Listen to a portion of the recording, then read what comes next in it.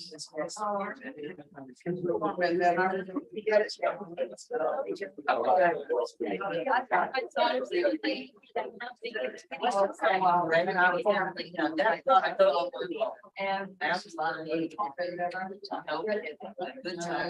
Yeah.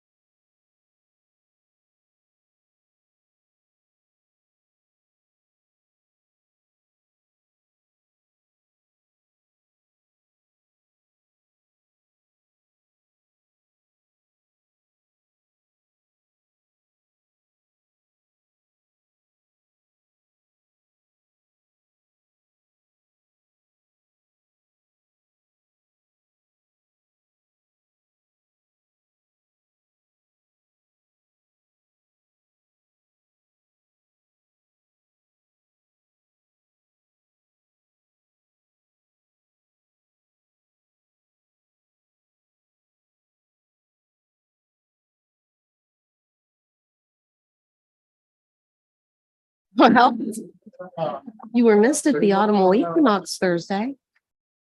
Is everything going on the paper? Okay, I like to call the Anacog Town Council meeting September 25th to order. If anybody wants to sign in, there are 3 sign-up sheets back there.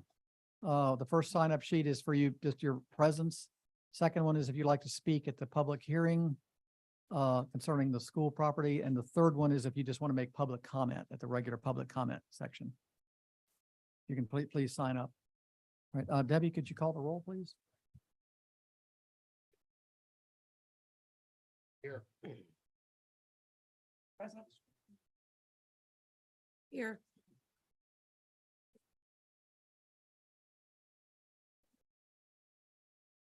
Present. Okay. Thank you.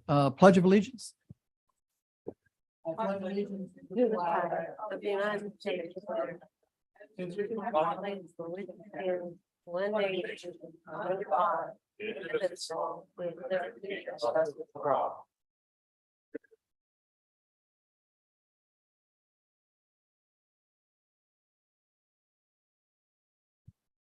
All righty. Approval of minutes from the August 28th, 2023 meeting. Do we have a motion to approve the minutes? Second? Okay, discussion or corrections to the minutes? Anybody have anything? I I had sent a couple of corrections to Debbie and she received them and I think agreed with my corrections. Any other corrections or additions to the minutes? I apologize. I did not get a chance to get them to you. I've been out of town, but I'm sure I'm just reading it wrong, but there is, turning to the page. 7, Page 7 yes, of the minutes? yes. Okay. And it says Town Managers Report, ARPA products, colon, and the next page goes to I. Is there a B, C, D, E, F, G, H? No, that's a Romanet, so it's. Oh, so Romanet see number- attached Romanet report. number 1. I see. Thank you, Sarah. Any other corrections or additions? Ray, you all set? And everybody okay? All in favor of the minutes as presented? Aye. Opposed? Okay, thank you. I'd like to move to add an item to the agenda. Okay, The item I would like to add is a discussion of House Bill 2271, also Senate Bill 1391, that would limit our ability to restrict short-term rentals in town. And this is our bills in the General Assembly or that will be introduced. This is the same bill that was up before and they're bringing it back. Yes. yeah, do we have a second on that agenda item addition? All in favor? Aye. I would like a change agenda to have put public comment in front of committee reports. Does anybody have any problem with that? Is that an issue? Just to No, make, no, if Cindy had asked for it to be. The other way around? after public comment. oh, I had asked that because so frequently I've prepared reports and all the items were covered in public comment or asked about in oh, public okay, all right, comment. we'll leave it so there then. Okay, we don't, actually, we don't that's have, the only reason. I was just doing for time constraints, but we don't have a lot of, the report shouldn't be very long. Okay. All right, let's, we're only adding, we're going to add the House bill on and council discussion. It'll be, instead of non-scheduled, well, that'll come up. Is that okay with everybody? All right, thank you. All right, public hearing, the ANPDC Northeast Revitalization Project. Eric, are you here? Yeah. Okay, I'm going to open the public hearing and you can explain why you're here and what the public hearing's about. Good evening, council. As you stated, my name is Eric Luchansky from the Accomack Northampton Planning District Commission. This. Is that public hear- microphone on? I think so, yes. Yeah, just get close to it, please. Okay. This public hearing is in relation to a one-time supplemental fund grant that we are going to be applying for the Northeast neighborhood of Anancock, which we are previously funded. This grant is for 10 rehabilitation homes for rehabilitating 10 homes. The grant's going to cover the overage of the bids that we received back on September the 15th. The grant we were going to be applying for is going to be for $855,250. And that's essentially what we're going to be doing. It's 10 homes, and that's the price that was over allotted for. Okay, is there any public comment on this? Or One let's, quick question, wasn't it originally 978,000? That's correct. Yes. So it went from 978,000 down to 855, what did we lose? This is a secondary grant. So we're still funded the 978,000. So it's an additional 855 on top of the 978? That's correct. wow. Yes. Okay, thank you.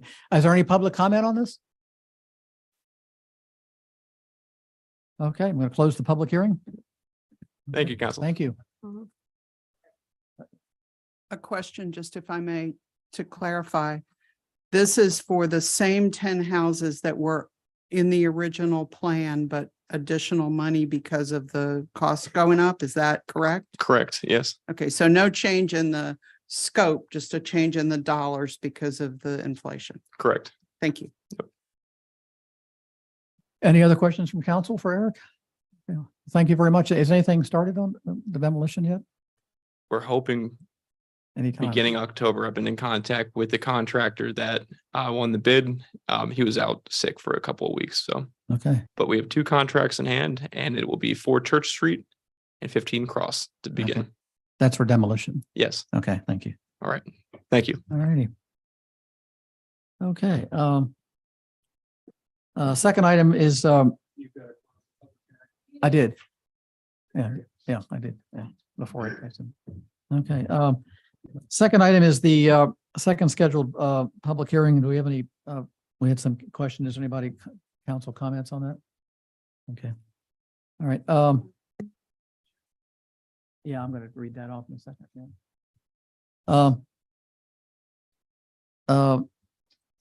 As you may know, there's been some confusion about the zoning for the school property. And back in 2008, the school property was changed from Parks and Rec to cultural to a different zoning, cultural. And in the, Matt can correct me if I'm wrong, but in the 2019 or codification, that was inadvertently dropped out. 21. And so it was opinion that it was back to the, Parks and Rec. We've had several attorneys looking at this over the last week, and I'd like to read you what the town attorney has said. Ultimately, based upon the facts as we understand them, it is my conclusion that the 2008 zoning ordinance concerning the FOS parcel has remained in effect ever since it was adopted in 2008.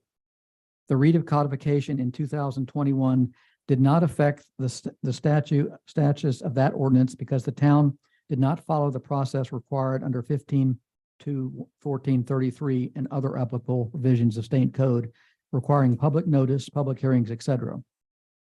Moreover, per my email, I agree with Mr. Bumgardner that POS likely has a vested right in the uses permitted under the 2008 zoning ordinance per town council's prior approval and per the lease. So it's the opinion of the town attorney that the zoning for the property at the school is still operating under the cultural recreation and community facilities. The public hearing tonight is for is advertised, and that's changing the ordinance as proposed. And I'm going to read through this to make sure people are understanding this. The council directed the planning commission to look back at this last month. They looked at the ordinance. Council asked them to look about adopting a special use permit for this zoning ordinance. The planning commission met, had a public hearing, and voted 6-1. Is that correct?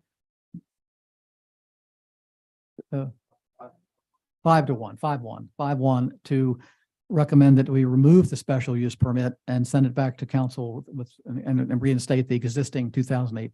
Is that correct? Everybody agree on that? Yeah. Yes, but the attorney said that they recommended that it reinstate the 2008 ordinance. Right. It did not need to be reinstated because it's. Right, correct. Right. Yeah. So nothing needs to be done. Yes. Okay. Yeah, you did.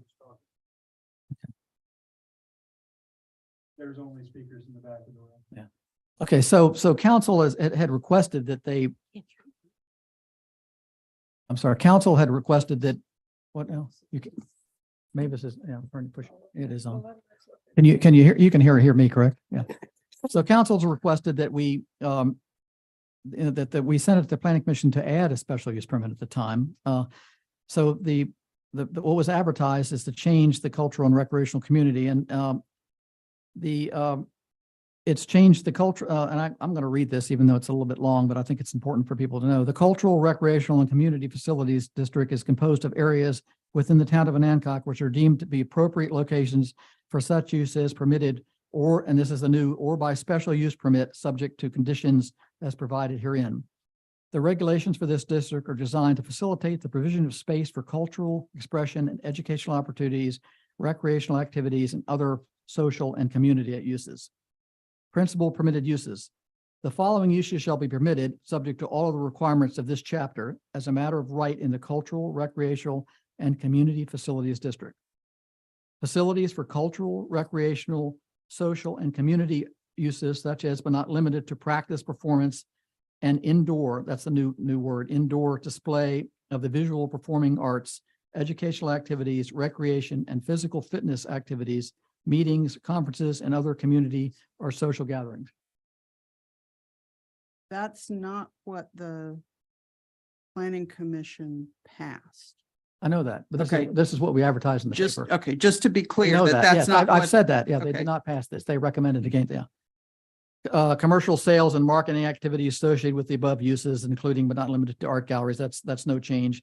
Outdoor recreational uses, including but not limited to sports fields and courts. That has not changed.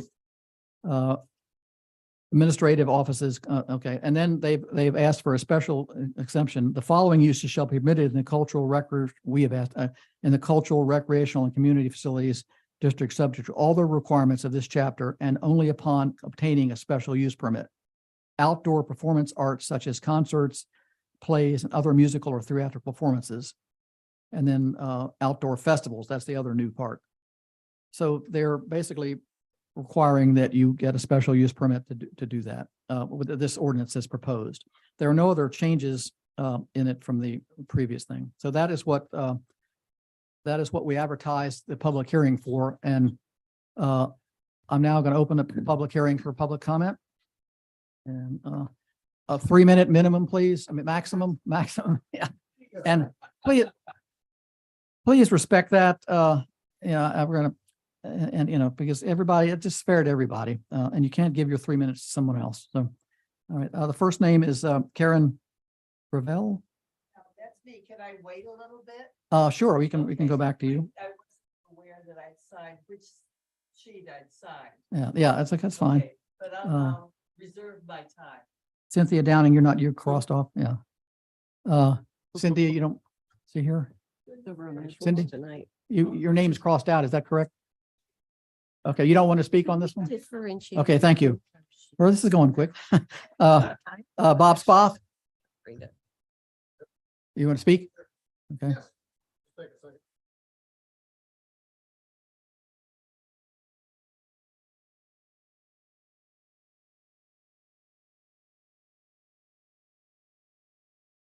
We came to the zoning meeting. And at that point, we announced that we had run around and gotten a petition signed with 125 names on it. It's up to 141 names now with a couple that have recently been submitted. This was not supported by any organization. The HOS was not behind it, nor was any other organization or mailing list. There was just 4 guys that got together and talked to friends and acquaintances that support the pavilion. So anyway, at 141, we're well in excess of the 10% of give or take 10% of the population of the entire town. So I think we've demonstrated that support for the pavilion is in the majority. Now, to be fair, the petition only expressed support. It did not get into guidelines or any kinds of issues like that. It's just please express support. So anyway, that's the fact component of my comments. And the opinion is, I think what you guys are tasked with is passing what the zoning commission has requested, because majority rules. Now, a majority rules does not mean mob rule. So I think what you guys have to do is pass what the zoning commission has suggested, but then you have to be diligent over the next 6 month, year, 5 years, 10 years, whatever it is, to make sure that things don't get out of hand over there. So you have to pay attention to complaints, because government's responsibility, aside from respecting the majority, is to protect the minority. And there is a minority, and they need to be heard and paid attention to. So I think what you ought to do is pass it, but I think what you ought to do then is pay attention to it on an ongoing basis. So there's a little fact portion and a little opinion portion. On the subject you brought up, I don't know why the state House or Senate would decide that it's a bad idea for towns and municipalities and to have, Well, that's another subject. Yeah. Okay. to take away self-determination. I don't mean to, but We're done. what's the public hearing is to pass this with a special use permit. Yeah, Okay, so you mean to accept the planning recommendation and not pass this ordinance as published in the paper? correct. Okay, I To just want to make accept sure the you're planning clear about that. commission's- Yeah, Okay, to thank accept the you. planning commission's recommendation. Recommendation not to Yep. pass this. Yeah, okay, all right. Thank you. Thank you. Okay, Patsy Feldhausen.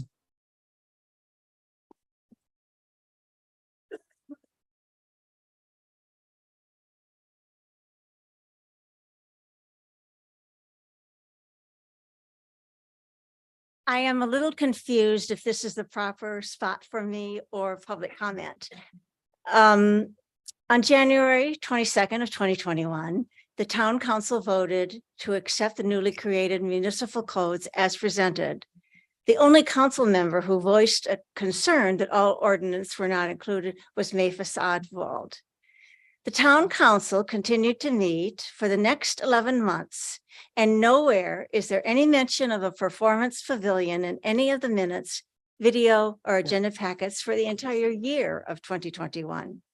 However, on July 6th of 2021, a call is placed from the town of Onancock to Accomack County Planning and Zoning, inquiring about the resource protection area at 6 College Avenue, the school, for construction of a performance pavilion. On that same day, July 6, 2021, another call is placed from the town of Onancock to Accomack County requesting a storm wastewater protocols for construction of the pavilion. There is no mention of these calls in any of the town council or planning zoning packets or minutes or agenda. The first indication of a performance pavilion is in the agenda packet of planning and zoning in November of 2021 that included a Google Earth map and a rudimentary plans drawn by Lancaster Timber Frame. There are no minutes and no discussion noted from the Planning and Zoning Commission at that time. Town Council, for the first time, sees the drawings and the site location in March of 2022.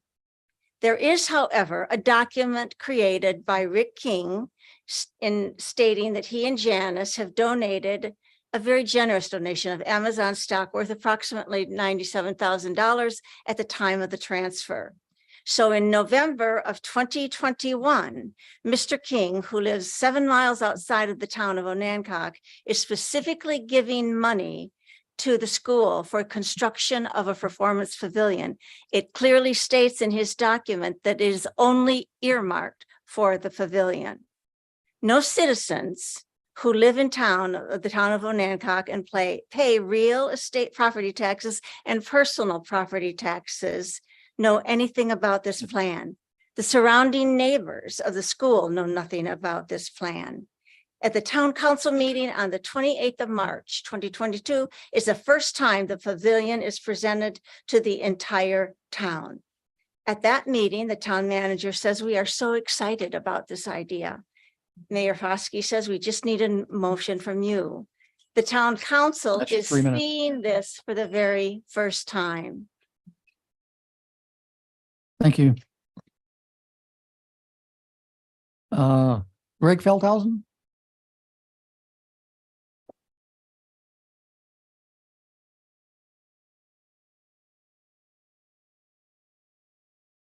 Greg Feldhausen, 5 Ames Street.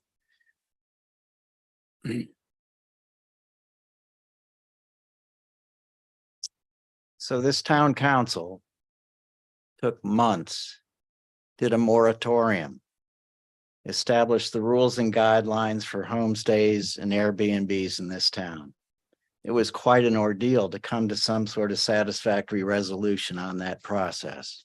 I applaud the fact that the town council put in an SUP requirement so that all of the neighbors could be adequately informed and restrictions were placed, closely held, to limit the use of those homestays. The current legislation, everybody is saying we don't want to have the state dictating what we can do in this town. An SUP is in order for management of the historic Onancock School. It's not because we feel that the FOS is an unworthy neighbor. It is not a limitation on what they care to do with their process. It is not a limitation for what they care to do with this process. It is to prevent future misbehavior for which the town would not have control without an SUP. You'll notice that the Historic Anacott School can sublease, in so many words, events for $1,500. What are those processes going to be? Who are they inviting in? Who is going to step in and decide that they want to have another bigger concert? Limitations are meant to put guardrails on this process. They are not meant to inhibit anybody's procedures. We have never proposed that the pavilion be torn out. The FOS board has said they would tear it out repeatedly if there were members of the community that did not approve of it. I haven't seen anything that was realistically placed that is going to enforce that rule or that comment. If somebody came to me and said, am I in favor of the pavilion? I would sign that petition. I'm not against it. But the clarity that has not been provided makes me want to say, what are you going to do with this? What is your plan? What is your budget? How are you going to make this work? And to this day, I have not seen that document, nor, as far as I know, has the town council. So what are you waiting for? Why are you giving full authority to a future that we don't know? I am only asking that you use your head. Thank you. Thank you. Lisa Murphy.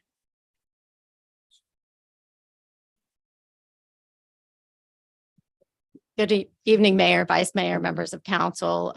My address for the record, or my name is Lisa Murphy, address 440 Monticello Avenue in the city of Norfolk. Obviously, we're here tonight to ask that you adopt the ordinance that Eric Gregory provided you. What we're talking about is a commercial use in a residential district. Despite what counsel for FOS may have told you, FOS doesn't have a vested right in a use that wasn't authorized in their lease and was never really authorized in the prior ordinance, even if you say the prior ordinance wasn't repealed.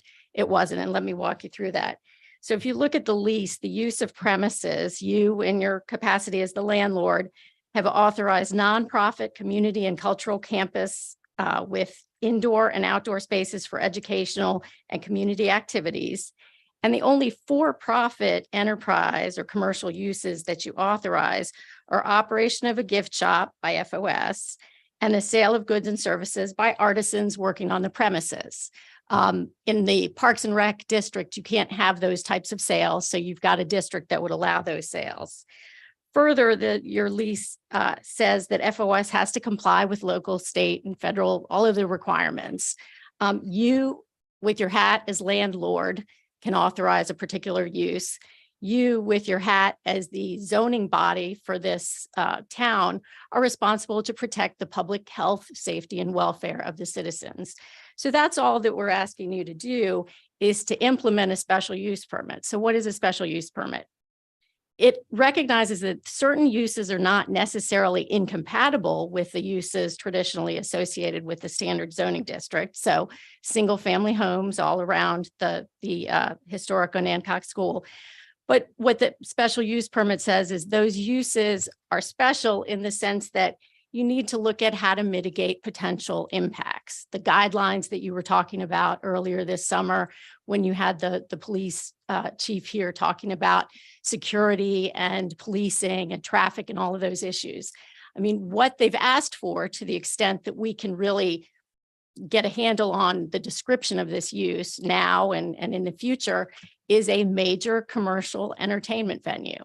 That's fine, but what the importance of the special use permit is to put those guardrails on it, to mitigate the potential impacts, for you to act in your capacity as the zoning body to take care of and to protect the public health, safety, and welfare of the folks living around the pavilion. That's all we're asking.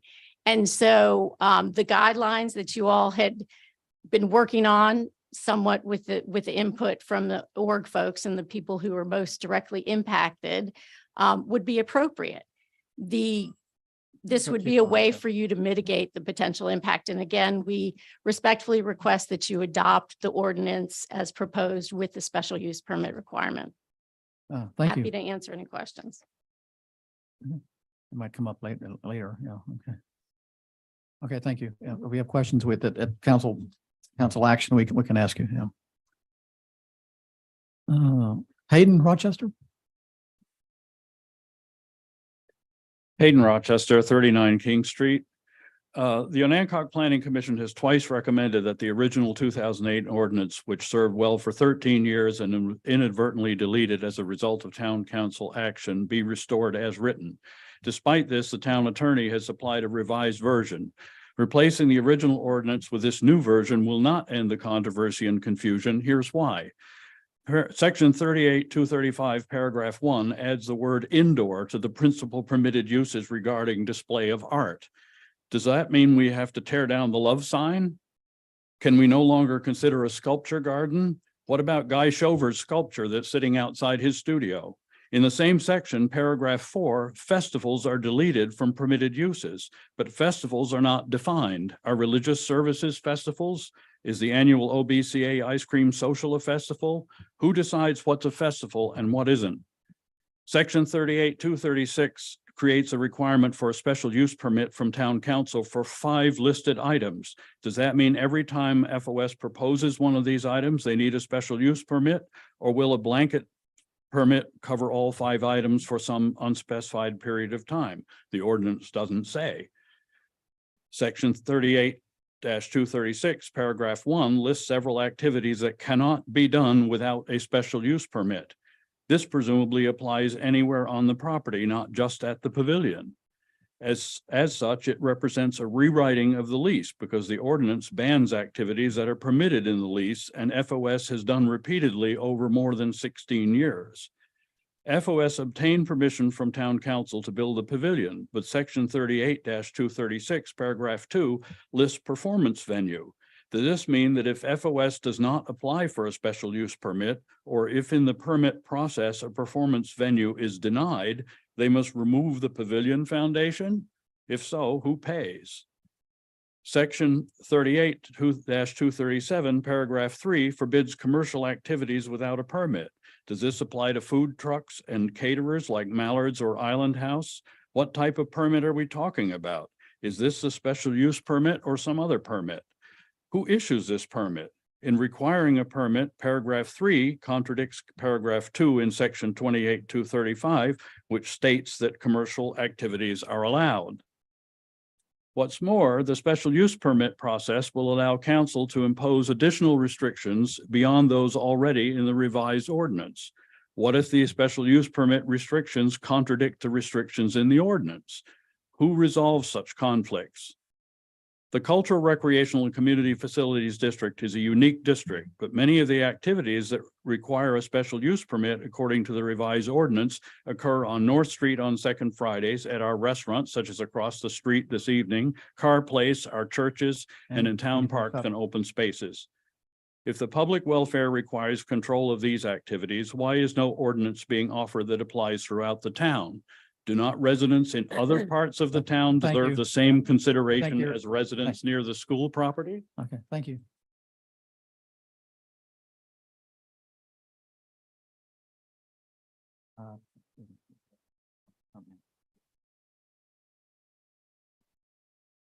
Casey Greer.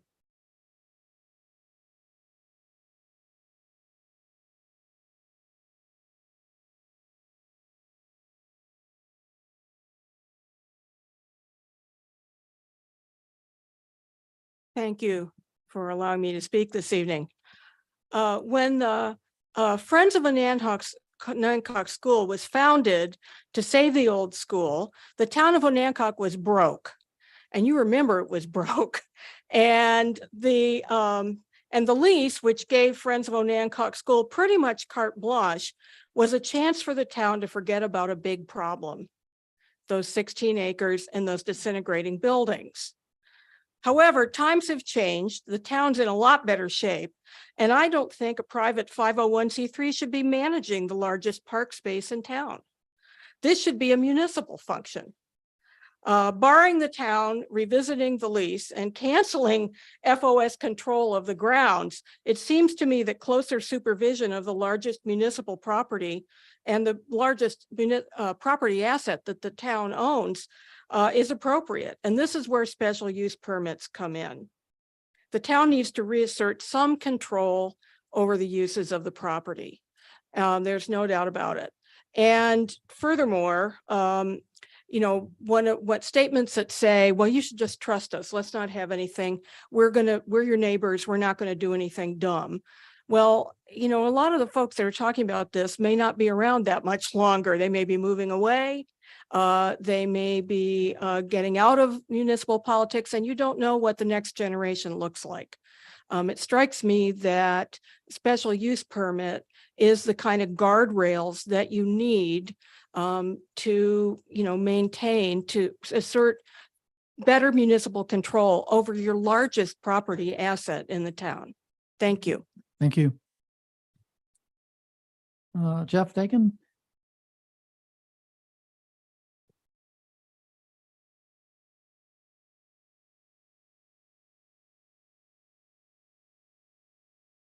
Jeff Daking, 28 Meadville.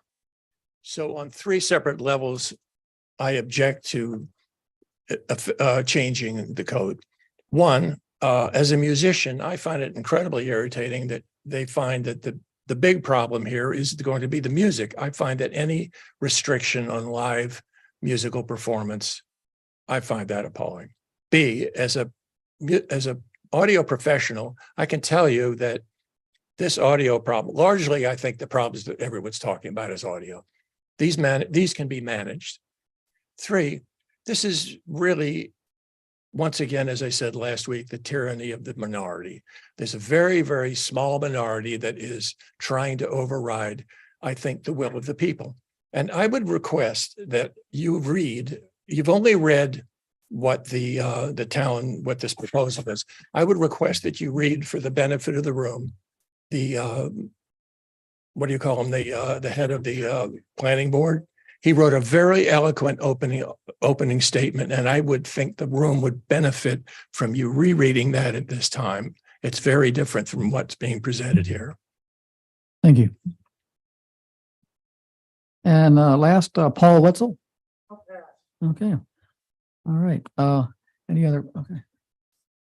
Yeah. Signed wrong sheet. Okay. Go ahead. Go ahead. Come on. You probably signed the public comment sheet. Yes, that's fine.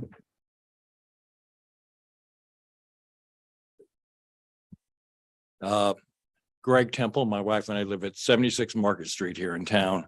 I've been musing recently and going back over an argument that was really kind of at the heart on behalf of the FOS that I think is germane to what it is that you're supposed to be considering here this evening. And the argument kind of goes like this. We were given this property 15 years ago. We have been doing things continually. We've improved the property. No one has ever questioned what we did or why. We have proven ourselves to be good stewards. We have proven ourselves to be good neighbors. So why, after 15 years, are you now stepping in and trying to take control? Indeed, why now? Well, the answer has 2 parts. First is, it's 2023. It's not 2008. This town has changed dramatically in those 15 years. It's changed since we moved here in 2012. The other thing to consider is that this pavilion is a project that's far more than anything the FOS has ever taken on. It's bigger in scope. It's bigger in its budget. It's bigger in its ambition. And more importantly, it is a project that has the potential to have an impact over the whole town and the whole community. And so therefore, the town now, 15 years later, has an overriding interest in asserting some level of control over how this pavilion is used. You're not being asked to determine what that level is, only to put the requirement into the code. And that is the right thing that you should do. The second one is the one that you heard at the last town council meeting. The attorney Eric Gravery gave a very reasoned opinion about why it is that you need to support, to put the requirement for the SUP into the code to protect the long-term interests of the town. I urge you to listen to his opinion, to consider it, and to follow it. And I urge you to adopt the code with the amendments as proposed. Thank you. Thank you. Yes.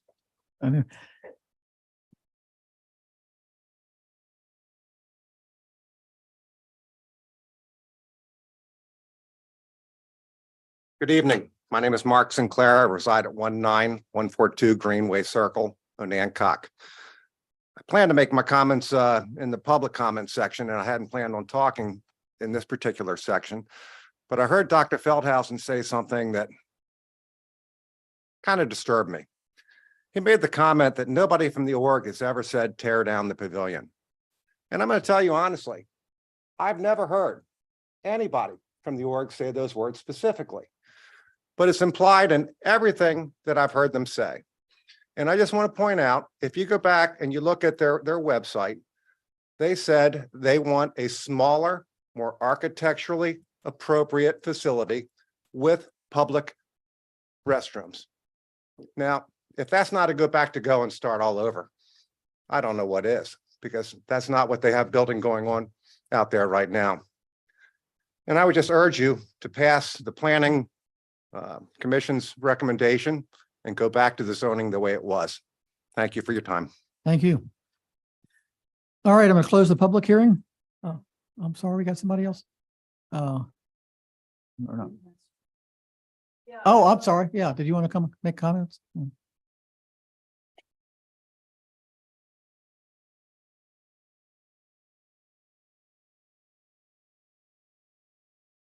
This is just, oh, thank you.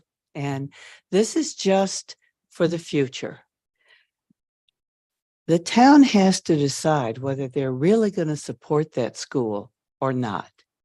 The roof is coming in, which is, if I understand, that was one of the precipitating reasons for doing the pavilion, was to make some money that could repair the roof. Y'all can either sit there and do nothing with it and indicate that you don't support it, because eventually it will fall in. Or you could figure out some way to keep that building functional that doesn't require the artists and the other people in the building to come up with ideas to fund the building. I'm just saying, you know, I think that the artist community in that building is one of the huge attractions of this town. And I would really hate to see that center kind of go by default. And so just for future reference. Oh, thank you. Could you point out where the roof is coming in right now? Hayden, could you Well, tell? I mean, there's leaks all the time. We have to pay people to go up and fix it. It is not going to. It's not going to collapse now. Yeah. But we do routinely go up and patch holes, and we've had to pay to have it coated completely, which Yeah. seems to have helped. It would be interesting to know what happened over the Out of order. weekend. Yeah, we're out of order here at this, yeah. Sorry. Thank you. Sorry. Yeah, but yeah, we're not supposed to. You've already had your. 12 years, I haven't seen the roof come Okay, thank you. in. Okay. That's not public comment right now. Thank you.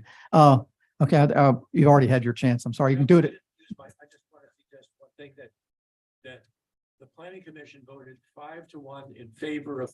That, yeah, you can make the, Is everyone in the room aware of? that? yes, I stated that earlier. Yeah, I understand that. Yeah. We are, Has been made aware of. I stated at the beginning of the meeting that the planning commission had voted 5-1. Yeah, twice they voted actually. All right, the public hearing is now closed. Thank you. All right. So this will come back up on council action. We're going to, for discussion about this, we're going to, we're going to come back to public presentation. Chris Guvenator, you here? You're hiding back there? Come on up.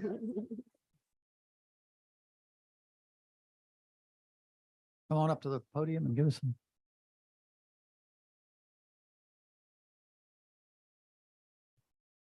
Thanks for having me.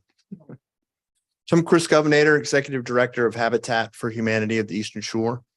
I came here tonight just to present to you a little bit who Habitat is. I'm sure you're quite aware of who we are and what we do. I just wanted to give you a couple minutes on where we are and where we're headed. If we can have some discussion about some development within the town of Anacog, we would appreciate that. This Eastern Shore of Virginia Habitat for Humanity affiliate started in 1988. We're working currently on house number 53. We typically build 1 to 2 houses a year. These houses are owner occupied. Once we're finished with the construction of the house, we sell it to the family that we've selected with a no interest or a low interest loan. Our mission is to build strength, stability, and self-reliance through safe and affordable housing. We're organized with a part-time executive director, construction staff part-time restore manager, board of directors, and all sorts of volunteers and donors and partners. We get our funding through annual events, raising money. We have 3 events throughout the year. We also get money, financial donations, grants. We also receive home mortgages. So when we sell one of our houses to one of our families, we receive monthly mortgage payments back to recoup the money most of the money that we went to build the house. And a restore is providing profits as well to what we do. Habitat's a hand up program, not a handout program. We try to build equity through owner occupied housing. We go through an annual selection process for low to moderate income families in need who would otherwise not qualify for a typical residential loan. And we partner with that family. We go through financial training. We go through home ownership training, and that family works 350 sweat equity hours on their own house as we're building it. And I'm sure you've seen these, and I know you understand the Habitat program, but here on the Eastern Shore, through that housing study a couple of years ago, Habitat understands that the need is greater than what we can provide. But the goal of the board, the strategic plan of the board, is to move to 3 or 4 houses a year, to go into some more grant management. Once you hit that 3 house threshold, it becomes better. And so they're determined to crank this thing up a bit and try to get these houses into the community. We have some lots, but we're going to run out of property in about 2 or 3 years. We're scrambling to find more parcels of land where we can build our houses. And that's one of the reasons why I'm here today. Just so you understand a little bit about the mortgage process, we actually hold the mortgage on the houses that we construct. We're looking to partner with USDA, and maybe they're going to hold some mortgages on some properties that we build in order for us to get some money back and build quicker. We're looking at other financing options so that we can improve and build faster and more each year. And so I just wanted to kind of get in front of you and let you know what that is. Typically, a Habitat mortgage is based on the appraised value, the value of our first note plus closing costs, plus an escrow for real estate taxes, for a termite inspection, and for home insurance, runs between $600 and $650 a month. The difference between that first note and what it costs us to build the house is a second mortgage. And that's a forgivable mortgage if that family pays their monthly mortgage on time. So over the course of the 25 or 30 years that they're in their home, that instant equity is parceled back to them at no cost to them. So if they want to flip the house, or if they have to move a few years after construction, we can either buy the house back, or we get our money back and go ahead and build another house. So it's a fair program, and it's a program set up for, again, families that would not otherwise be able to walk into a bank and get a mortgage. Do you have any questions? I mean, what are you asking the town? What are you asking specifically of the town? So we're specifically looking at Northeast Onancock. We're looking at trying to find property in that area to build a house. We own a lot in the back corner of Northeast Onancock, but the cost to clear it is kind of in the way of us starting to develop. This board is looking to come into some towns and to come into some communities to, I guess, more of an infill approach than cutting lots out of farm fields. And there's a lot in there that y'all own that we would like you to consider partnering with us so we can build a house. On Watson Street. Have you spoken to any members of the community about your desire to do so? We have not. We wanted to come talk to y'all first. We have Habitat family in Northeast Onancock. We understand that there's a revitalization program going, but that small lot in the middle of that block would work perfect for a house that we're looking to build. We just selected 3 families. Those 3 families are going to have a home built in the next 18 months to 2 years. We only have 2 lots left in the area that we're building now. So we're coming to you to see if we could do something in Northeast Onancock to get a house built and one of our families in there. Does anybody have any questions? I do. In the past, my understanding was that Habitat for Humanity did not use any government funds. And so you mentioned partnering with USDA. So could you kind of give us an idea Sure. of the reason for the change and what the impacts would be? Sure. So as we look to crank this up, we've gone to other affiliates and discussed how they've gone from 1 house or 2 houses a year to 6 or 7. We're patterning our strategic plan on some of the other successful ones around the state in rural municipalities. Because USDA operates in this area, they're willing to step in and issue a loan to our families so that we don't hold the mortgage, that they would work directly with our families. If the deal is similar to what we offer and what we think is affordable, we're going to consider that. But what that does for us is a 0 interest loan today for 30 years. The time value of money in year 20, 25, and 30 is killing us. So, we're getting $350 a month from a house we built 15 years ago, and we're not able to push it forward and build more houses. So if USDA steps in and will issue a loan that we think is fair and affordable, then we'll turn to them for that much. What the difference is between their first mortgage and the second mortgage is we'll set up again a forgivable mortgage so that that $40,000 or $50,000 that family can't afford will be returned to them over 30 years. So we're not borrowing money from USDA. We're partnering them with their families. And how would that differ from the HUD program that built so many houses, probably in the 70s or 80s? You can go down the roads and see them in developments. And Yeah. I know that there were problems because of the electricity rates skyrocketing after those were built. Yeah, I have no idea. Okay. But what our approach has been now is to make sure that we build a house that's easy to maintain, that has all new utilities, that is a little more energy efficient and solid. So USDA would not dictate how we build our houses. All they would is partner with our families to provide them the loan, the first mortgage. Good Any other question. questions, sir? I'll go. No. Looking at the time that you've been operating and you kind of alluded to it, how many of the houses that have been built in the early years have been paid off?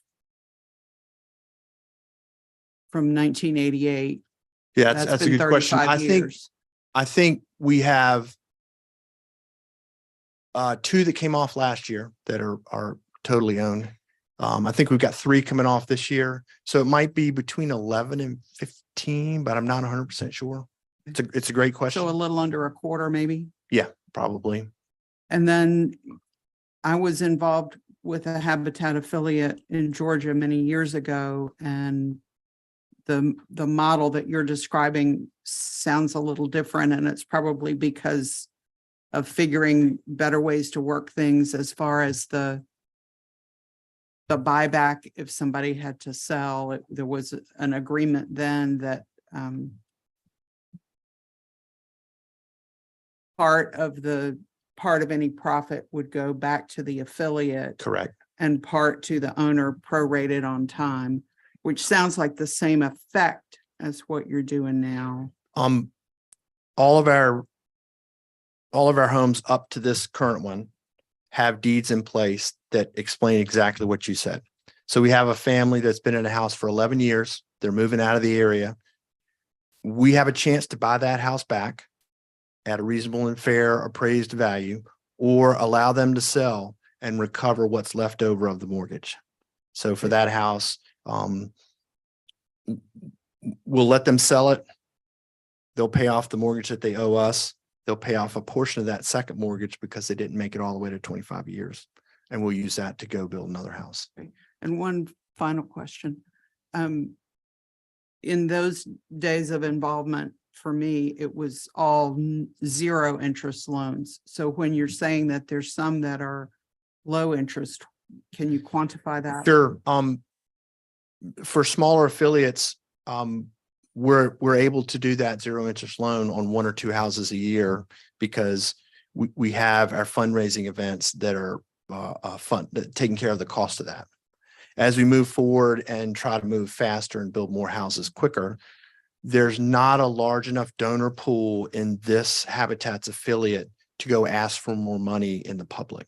We don't feel. So what we were looking at is what other Virginia affiliates have done, and they're doing this in Georgia as well. If it's a rural area, they go to USDA.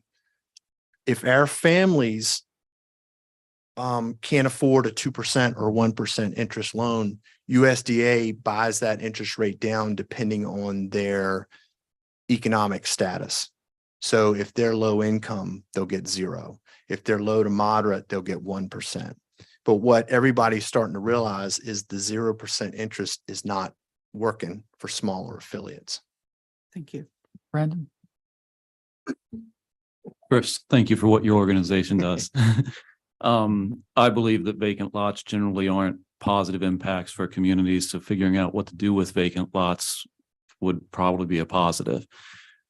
With that said, are you aware of the water and sewer rates, the increased extra tax in this town, and how that would maybe potentially impact your residents? Yeah, and that's a good question. I typically Habitat doesn't want to hamstring a family with monthly payments of anything, right? However, the lots that we're looking at developing currently are marginal in the sewer category. Most of the lots that we've been donated were given to us because maybe they weren't of value. And what we're discovering, and we do a better job now, but we took 8 lots in and 7 of them don't perk. So we're building houses with alternative systems, and these families are going to have to do annual maintenance on them. And so $34,000 for a well and an alternative septic system is really hurting us in how many houses we can build. So what we've done financially is look at the cost of water and sewer and your hookup costs and feel like we can either build more of a house or we can build more houses if we're on central water and sewer. We're not able to get lots that have good soils for a value that we think we can pass on to a homeowner. So you're saying the sewage and water rates in Anancock come out cheaper than putting $34,000 into a septic? We feel like the long-term cost Right. will be less. I have confidence in Habitat. You have a great record. How do we volunteer? Maybe there's some people here tonight who want to sign up. I was so nervous to tell our story. I didn't think about that, right? Any other comments? I'll sit right in the back with a clipboard. There you go. Chris, I just have one question, and that was about the cost of clearing the lot that you do have. Is that prohibitive, or is there a possibility of, a friend of mine sold off trees on her lot and then built her house. So is that possible?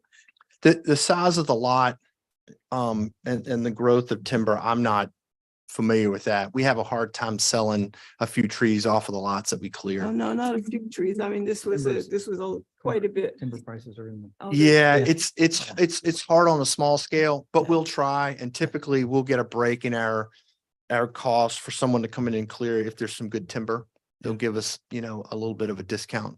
Right. Well, it just seems like the cost of timber is so high It's not. to build. Oh, it is, but it's not done. But reflective. that's different. I, Right, yeah, right. And- Timber prices are not, yeah. and I kind of figured that. Yes. Can I have a suggestion that I know you're interested in this vacant lot that we have. Could you get together with Matt and come up with a plan about what you want to do? You know, Absolutely. and then, and Matt can work up some numbers and present it to the council at the next meeting. Yeah. If y'all would consider it. Yeah, I absolutely. would talk to, yeah, but I don't think we need to hash out any details right now, but let's get, if you can get with the town manager, can you work with that? And then come up, he can present us with the proposal. Sure. What you want to do with the lot that we own, if you're Sure. interested in partnering with us about how to proceed with that. Sure. And we want y'all to Yeah. consider a timeline Yeah. so that we don't yeah. put that lot in our inventory. We get a house on it as Yeah, soon as we yeah, can. but if we can give us a, you know, and Matt can give us a proposal at the Great. next meeting. Thank you. Okay. Yeah. Anybody other? All right. That sound okay with everybody? Yeah, we don't, no votes on. All right, thank you. Yeah, thank you. Thank you. All right, we're council action. We're coming back to the public hearing we just had, discussing the school. I think there were some, as you said, I read does anybody need to hear what the attorney said again, or are we praying for? familiar with that? Well, I read this, you know, I think that there was a comment made that the attorney said that we should, you know, consider, you know, a special use, but I think he's, and what he just sent us is not that. Ultimately, based upon the facts, as we understand, is my conclusion that the zoning ordinance concerning the FS parcels remain in effect ever since it was adopted. He's also said that that gives them the vested right into continuing with what they're doing. So I think the attorney is indicated that if you got the same email I did, that he's interested in that they have a vested right to do what they're doing. So so council, it's up to council, you know, how to proceed with this. So we need, there's a motion, or we don't have to make, the existing 2008 ordinance is still in effect. So we don't have to do anything, and they can operate under the 2008 ordinance. Or we could do something, what it's council's preference, what we want to do. Can I make a suggestion that Sure. 2008 is still in effect, that we update the whatever online system is to accurately reflect that? Yes, I think Matt's going to take care of that. Yeah. Huh? Well, if we don't change the ordinance, it'll go back to what it was in 2008, and that's your recommendation. Oh, Yeah. Yes. Okay. Okay. That's my recommendation. That was planning commission's recommendation. Yes, correct. Right. Twice. Yes. Sarah? Comments? I just want to get us unstuck. Whatever we can do to get us unstuck, I'm for it. All right. Maphis, go around the go. The purpose of a special use permit is not for just today, it's for the future. We need to find out what we're doing and why and how. We have no information on exactly what we're looking at. If we knew that from the very beginning, maybe we wouldn't even be in this position. But if we could just stop for a minute and figure out, let's do, like any other business plan, you would bring the whole plan forward, and then you make a decision. We're just going to say, go ahead and do it, and we don't know what we're going ahead and doing. That's all I have to say. Cindy? We've received so many different opinions from different attorneys this afternoon that I think we need some time to reflect on what we've been given.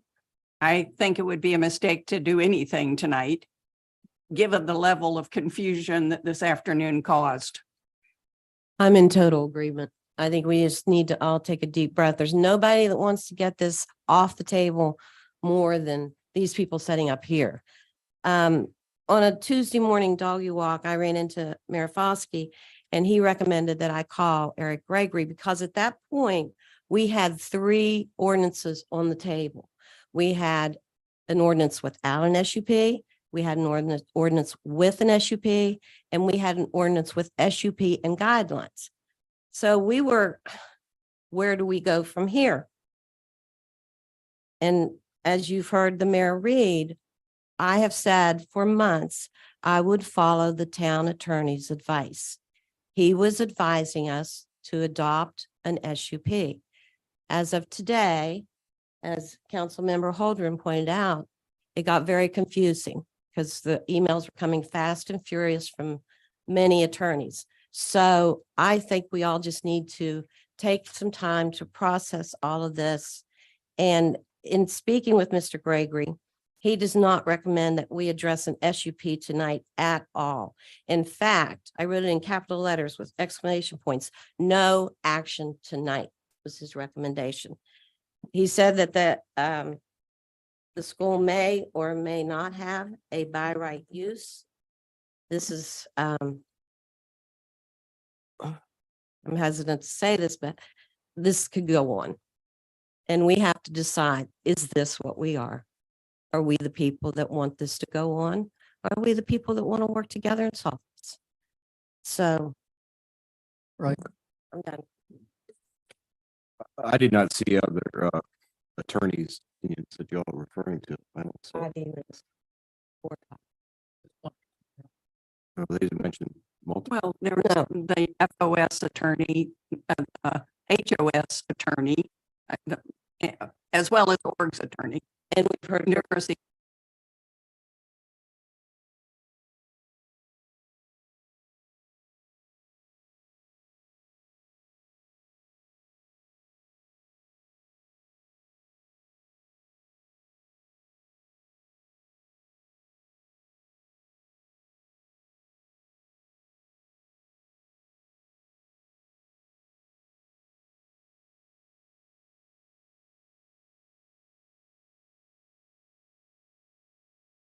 But they could speak.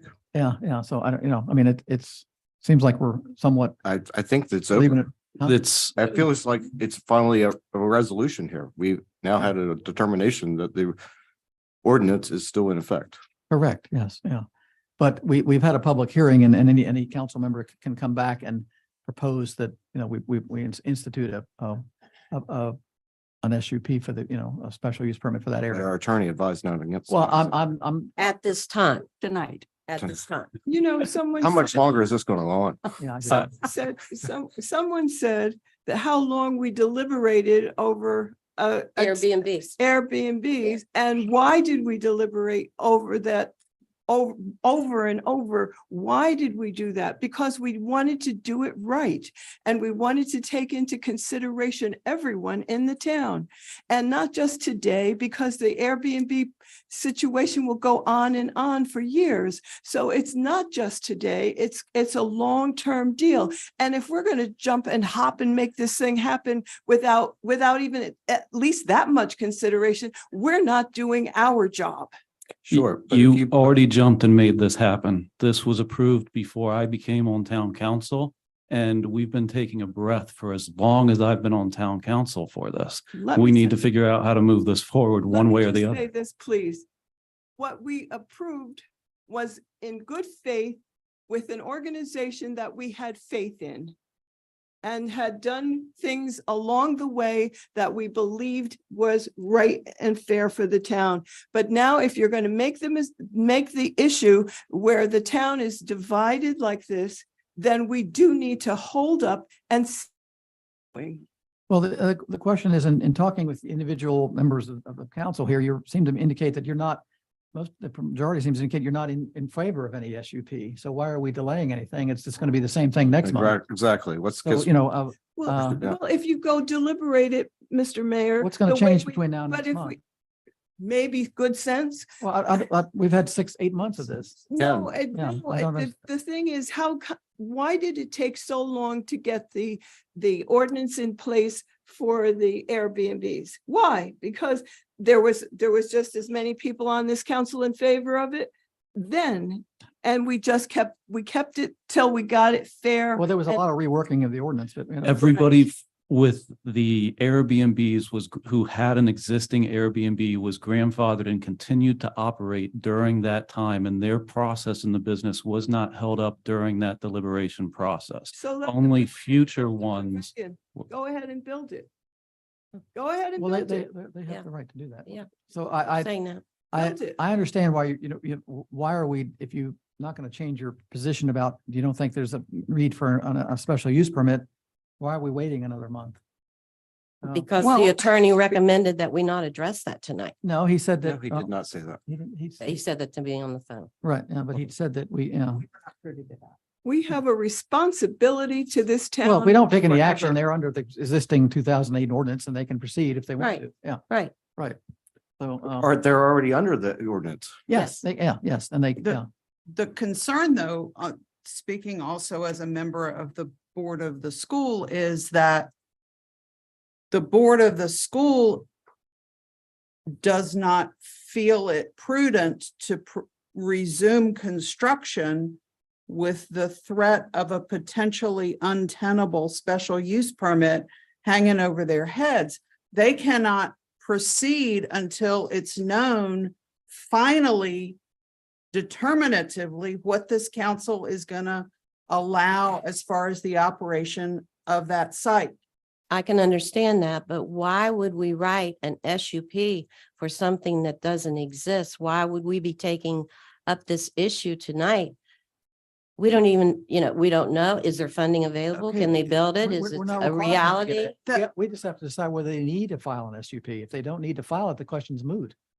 If the ordinance doesn't require an SUP, then there's no point in going down the SUP. So you want to have a vote tonight on an SUP? On yes or no to whether there will be one, be a provision for one. We don't need to vote on that. I mean, I don't think this is- we can just say that, this. we can just Yeah. say that the existing ordinance is in It's effect. not on the If we don't- agenda. if we- Let's bring it. we don't to the take any agenda. action. Well, what is on the agenda is that there's a public hearing on proposing an SUP for that for that area. So we can, if some, we can, that's on the agenda. But if we don't take no action, they are permitted, they can continue, they can go ahead and the council is always up the option that 3 years from now, they could try to rewrite the zoning. Yeah. But if they would be somewhat grandfathered, yeah, if they'd already started, yeah. They are grandfathered. Well, yeah, that is the. is town property. Yeah, but it doesn't make any difference there if you give somebody, no, the grand. Our yeah. responsibility to the town. They're already. It is town property. Well, that can be wind up in court. So I I have one last comment, Mr. Mayor. I know everybody in this room except one person, and I intend to introduce myself to that person at the end of the meeting.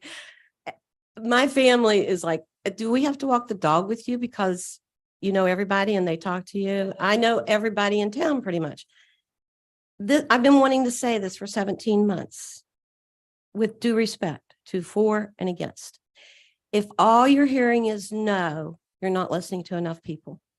If all you're hearing is yes, you're not listening to enough people. There is a real division in this town, which I find to be so disturbing. That's the issue that bothers me the most, is how we've become so polarized over a pavilion. We have to agree to work together. We're better than this. We are good people. We are a good town. We love our town. So the attorney for the town has ruled that the 2008 ordinance is in effect. My question is, as Councilmember Oswald brought up in 2012 when we were recoding, is everything in there? And I also recall you and I asked, could we have a written copy of the ordinances so we could set and compare what else has been left out? And how on earth did this get left out? Thank you. No, I'm glad to speak to that because it was in 2012 that this Right. ordinance was left out. So when 2021 was codified, it wasn't there since 2012. So it wasn't current staff, it wasn't previous staff. It's 10 years old since that was removed for whatever reason, and obviously no one here knows why, that it was not part of the codification. How do we know there are not other things left out? We don't, We don't. unless we go take the previous code, current code. Do comparison. Right. well, we hired a company to do that for us and they didn't do the job correctly. Yeah. In Uh, light of division, tabling is not leadership. We need to move things forward one way or another. We need to provide that leadership to everybody in the town. And they all deserve that. The people for it, the people against it. We need to have some leadership in that. Tell me what the business plan is and what the plan is for the future of this pavilion. I say build the pavilion. Go ahead. But tell me what you're going to do with it. How are you going to fund it? And is this going to fall back into the lap of the town at some I point? think we've been told that it's not. We're not. under Okay, liability. you've Yeah. been told, but I haven't Yeah. seen any paperwork that supports that. The attorneys told us that. Could I suggest if Brandon would like to move this forward, that you make a motion? I make a motion that we accept the recommendations of the planning commission and that the ordinances that are already in effect and according to the attorney are still in effect, be updated to the proper online filing system.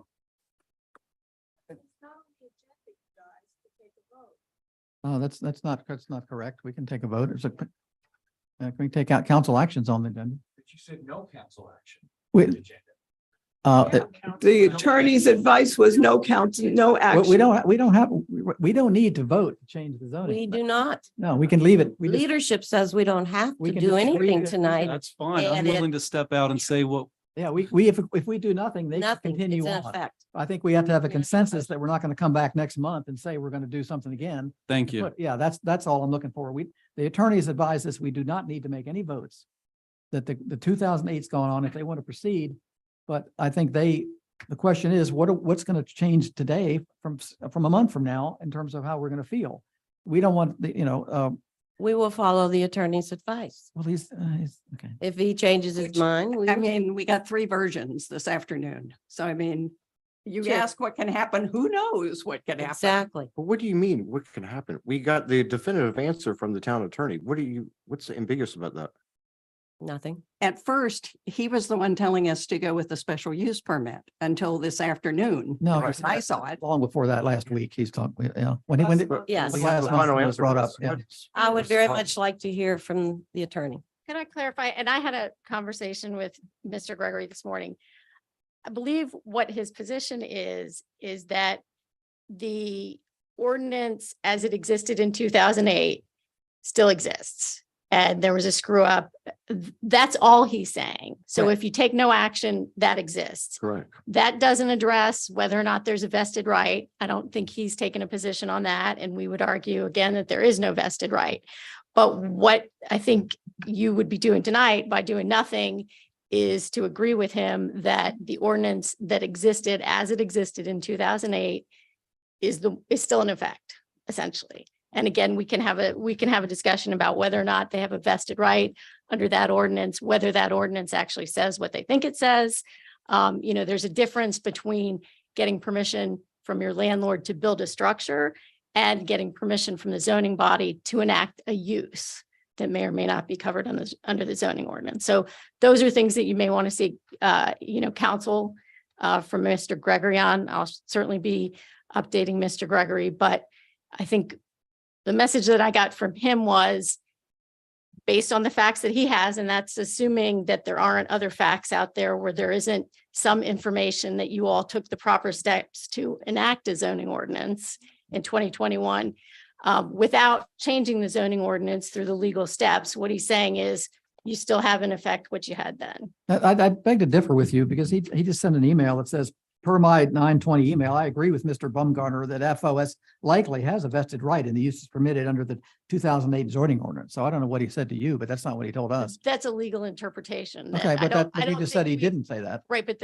no, what he said to me for purposes of what the action you're taking, his point to me was, I don't believe that the prior ordinance was repealed. I agree. So it's still in effect. But he's can just agree on advised us that he thinks we have Yeah. they have a vested right. I think that's That's a legal argument, Yeah. but you said he didn't say that to you. No, he said likely and I think, which Okay, is that's not what you said. legalese for I haven't made a determination. And we're happy to That's take not what he it, said here. take it Okay. to court and have a judge determine. Yes, if I there's a understand that. vested Yeah, okay. right. I just want to. And that's an excellent point you just made. You're willing to take it to court. Yeah. So here's my question. Well, first, my comment. The town is, correct me if I'm wrong, the town is protected from liability due to our zoning insurance, right? No, what we have. Our lawyer said we were. not true. What he said was that we have insurance coverage. Right. that Pay the legal. Protects us against zoning litigation. Okay. Does the school? No. No, it's the town property. But yeah, the lease says that they're supposed to. But make if you- SOS is sued, No. Scott, please sit down. You're out of order, please. Thank you. No, that's not, no. All due respect. Yeah, please sit down. You're out of order. Thank you. We've agreed to, out of order. we've agreed to, we've allowed her to talk. We've agreed to listen. We to are her. doing our due diligence Yeah. by protecting the town. That's the Yeah, purpose okay, of my thank you. question. I think you've made your point. Thank you very much. Yeah. Yeah. Okay. Okay. All right. So, you can't make a point board in the council. That's our job. That's our job. Thank you. No, I'm no. sorry, no. As a person. You're letting her speak, Fletcher? you're out of order. I'm sorry. I understand what you're saying. You're out of order. Thank you. We've just, no more Gotta have comments. some order. So we need to move, obviously, we don't need Just to, move on the agenda. No, we have a motion right yeah. now. There's a motion on the floor. There was not a second. And a second. There was a second. I don't, Can we remove it? Well, I thought we were not supposed. Matt to needs, begin. from what I understand, Matt needs some guidance to either update that online system and if he it doesn't need is, any, Then it need to be it updated. doesn't need to be updated. Well, it needs to be included because Okay. right now it's not. Yeah. So Oh, okay. So your motion is just to include the This revised, data. the data. yeah, Okay. we need to motion- provide that information. If that's what it is, we need to Okay, so update the system to Repeat your provide that motion again information. for us. A motion can be amended, withdrawn, or voted on. Can you, so you can you decide. repeat your motion? I'm sorry, Well, my motion was to accept what the planning commission did, but that's already in effect, suggesting that those remain in effect and then update the online system with this zoning information. Good points. So basically, Updated. we're agreeing that the 2008 ordinance is in effect, and then we're going to update it on our website. That's your motion. Yep. No, Okay. He also said something about accepting the planning Oh, he- commission. What you just, yeah, That's, it's two things, it's 2 points. I think they're the same. They're the same thing. No, because putting the updated information on the system is right. I agree. Accepting what the planning commission has recommended, I do not. But you don't have to because they've recommended what's already in place. Yeah, so I don't think that's a conflict. Right. Yeah. Okay, so any But discussion he on that? doesn't need to say that in his motion. It's That's just, correct. Yeah, right. So we're just updating we're updating, we're agreeing that the 2008 ordinance is in effect and we're updating our website to reflect that. Is that correct? Is everybody clear on that motion? Okay, discussion? Second, do we have a I second? think we had a Sarah. Sarah, All in same second. discussion? Okay, all in favor? aye. Opposed? Okay, so it's updated. All right. All righty. So we're operating under the 2008 ordinance. we're gonna do mine next or not. Yeah, let me see what's, Where do you want it? I'm trying to find my agenda. Yeah, you're a council discussion or council action. Yeah, the House bill. You're up. Okay, as I mentioned in my agenda item, I added, We can hear. Fletcher, get the meeting order. If everybody's quiet, well, Jen, okay, go ahead. in the item I added to the agenda, we were asked by, let's see, who is this gentleman? Paul Grossman, the Cape Charles Councilman and Planning Commissioner to support their position in opposing House Bill 2271, Senate Bill 1391, that would amend the Code of Virginia such that we could not restrict any short-term rentals that were managed by Virginia realtors. And we discussed this last year. I think everyone wanted to stick with our well-discussed short-term rental ordinance. And so I'm proposing that we write a letter of support to, I think it's Michelle Gowdy with VML, saying that we oppose those two bills. To clarify, it's to Elizabeth Palin, Executive Director of the Virginia Housing Commission relative to the short-term rental subcommittee, and a copy to be placed in the subcommittee mail folder. Also a copy to Michelle Gowdy of the Virginia Municipal League. And I would suggest, based on my previous experience, that we also either copy or address separate letters to the sponsors of those bills. That's what we did last year. Good. So they've already gotten, we can send the same letter. Yeah, it'll be close. Yeah. So, Yeah. Okay. we have the same problems that we did with it. And before we do anything, can you read the bills? I did not print those out. So we're just going to say yes or no to something again. I can send council a copy of my letter. a After copy we of the bill voted on it. Thank you. Before we mail anything. Yeah, it's the same, it's the It's same. the same If thing you as would last like, year. I'd be glad to read the summary that we were provided. I appreciate it. Short-term rental property, the locality's ability to restrict property managed by a Virginia Realtor provides that a locality may not restrict by ordinance any short-term rental property managed by a Virginia Realtor defined in the bill. The bill provides that a locality may not enforce an ordinance against such property where the ordinance, 1, prohibits short-term rentals, 2, limits occupancy in a short-term rental property to less than what is allowed under the building code or local zoning regulations. 3, limits the numbers of days in a calendar year for which a short-term rental property can be rented. 4, requires an owner to occupy the short-term rental property as his primary residence for any number of days in a calendar year. 5, requires any type of remote monitoring device to be installed on the short-term rental property, including decibel, audio, or video. 6, requires exterior or interior inspections of the short-term rental property pertaining to any items defined under the building code more frequently than every 5 years, unless a complaint has been filed with the locality or building authority. 7, requires repairs, renovations, or updates to the structure of the short-term rental property that are greater than those required under applicable building code. Or 8, requires an owner to add additional or otherwise alter existing parking spaces for the short-term rental property. The provisions of the bill shall apply to any short-term rental property managed by a realtor and operating as such on or after January 1st, 2023. That's the end of the summary, and here's editorializing on my part. From my reading of those things, the things that our ordinance regulates are only marginally addressed by the limitations that are specified here.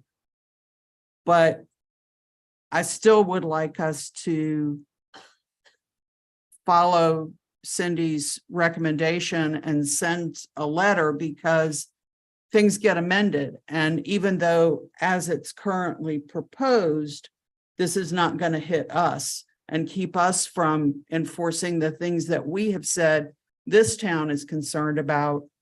There's nothing to say that somebody's going to come in and say, number 9, you can't have a limitation on the number in a town, or there's spacing and distance. But they did say that you couldn't have any restriction or you couldn't limit the number of Airbnbs that are run by a realtor.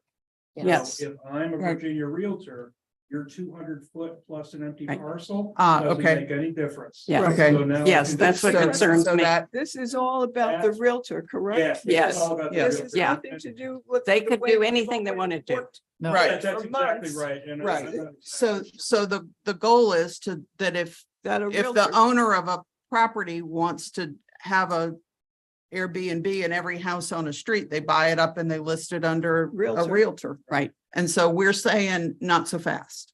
Or Cindy is Saying not at recommending all. that we're, We don't also allow Yeah. for multiple properties owned by one person. That would take this out. That's So okay. there's all kinds of reasons. that It would we're affect not in favor of this. Everything in our ordinance. Okay, if we got a so do we need to Write the vote on letter. this or can we just do, You can just tell me to write a letter. okay, is there consensus? We write a letter? Any problems with that? Yes. Write a letter. Okay, thank you. All righty. Okay, committee reports, personnel, Cindy? Did we meet this? No. Can't even think. We didn't meet this month. So the only real activity we'll conduct today is going into executive session to discuss personnel matters. Oh. Is that on here? Yeah. Nancock Main Street? I really don't have an update from Main Street. There've been no new amazing developments unless I've forgotten something, and I'm sure Janet will cue me if have indeed forgotten something, but I think it's status quo this month. The business grant, the marketing grant, that's new. Well, I mentioned that last month. But, well, you mentioned it, but it's now, I mean, people have already applied and Right. been accepted. And I understand that Red Queen is one of those. So Exactly. you have That's probably why- more that's why experience I'm with telling it than I you do. straight up. I know that there was some difference, something Yeah. new. Okay, Historic Nancock School, Sarah?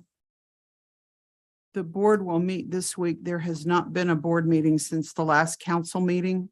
There was a lot planned for last Saturday, but Ophelia had other plans, and so the Creekside Crawl and the Public Lands Day events were all canceled.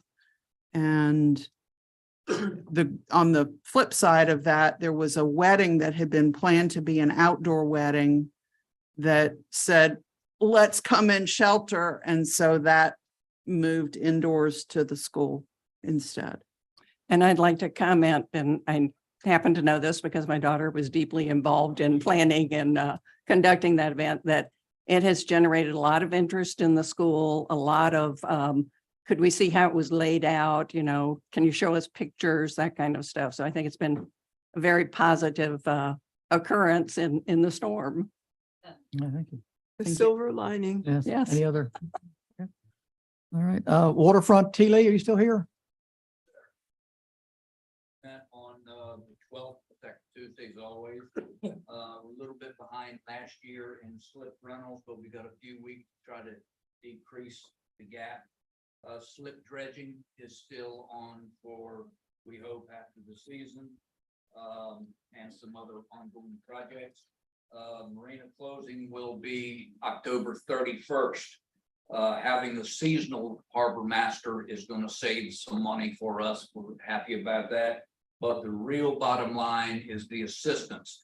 I don't know I know you haven't been down there as much as I have, but if anyone has gone down there on the floaters when we have transient gas, just listen to them.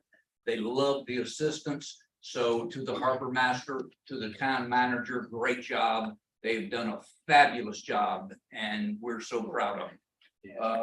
Hear good things from everybody. The overflow parking is doing well, not only for transient cars and so forth, but more just keeping the cars from parking on King Street, everything from restaurant trade to people that are just walking around our town. It's a very good thing, and thank you very much to the council for allowing us to do that. Our next meeting will be October, second Tuesday in October, 5:30. That will probably be our end of the year, if you will. We still meet maybe in November and then call it off for the winter. But if you have a moment to stop by, anything you have to say, we'd love to hear it. Thank you very much. Thank you. May I just say to Teely, and just to let you know that I see guests that come into the Red Queen that are docked at the harbor. And we had a guest not just recently who hadn't been here for 4 years and came back now. And they were just astounded at how improved and how friendly and warm they were welcomed. Makes my day. Just wanted you to know. Thank you. Final committee report, Joy Economic Development, you guys haven't met or anything, have you?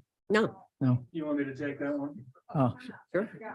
Oh, yeah, you forgot Brandon. did I miss, planning? Oh, well, Oh, we all know what we did at the planning commission at the public I hearing, thought we'd already covered that one. but our Sorry. next meeting is on the 2nd at Oh, yeah, 5:30. did that. Thank you. I'm sorry. Okay, economic EDA.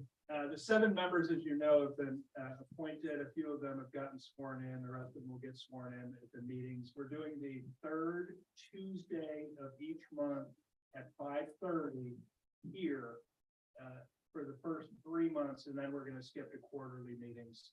The first few meetings, we've got to go through our bylaws. Those bylaws were sent to each member, each board member. So hopefully when they show up for the first meeting in October, we'll have productive conversations, and I sent a few other pieces of information along to them, hopefully that they will chew on and have a good time with. But we're meeting 3rd Tuesday of every month for the next 3. And they're public meetings, correct? Absolutely. Okay. Public, so they'll be put up on the website and, Okay. broadcast. Okay, all right, thank you. Question, Matt, will we see the bylaws Yes, you will, but I mean, obviously. after they they've need to go through it. they've been through them? And will we adopt their bylaws, or how does that process work? They do. They adopt. Yeah. And so do we have any comment about their bylaws, et cetera? I would say that, just as a protocol, we would bring it before you for your review. I mean, I don't think that they would oppose that. I know I wouldn't. Okay. All right, public comment. Do I have the public comment list? Yeah,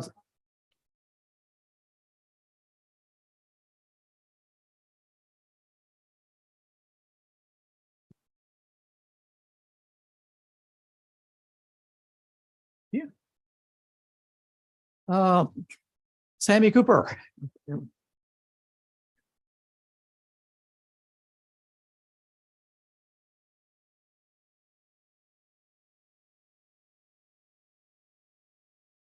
Thank you, Mr. Mayor and members of the council. I'm hoping to be the lighter side of this evening. You know, it's been my experience when I've gone out over the years to administer oaths to council.